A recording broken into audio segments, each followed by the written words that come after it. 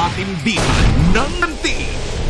Sa Totomax Prime Time 5, may masasampal ng katotohanan. Sampan ng panibagong mga kasong ombudsman kaugnay sa flood control scam. Arestado ang 3 pulis na sangkot sa missing sa Bungero. Ang naisahan, makikipagsagupaan. Hindi pwedeng kabaitan lang ang panlaban sa kasamaan. Mas magngingit-ngit ang mga pusong galit. Kahit ilang beses ka pang mamatay at bumangon sa hukay, akid si Lucas. Magbabayad ka buwing kami sa ginawa mo sa tatay ko! Punan natin ang tapang. Makikipaglaro sa mga manloloko. Pagsitapatin yung kapwa ko. Sa akin po ba talaga yung bracelet? Siyempre hindi. Damay-damay na to. Lahat pananagutin.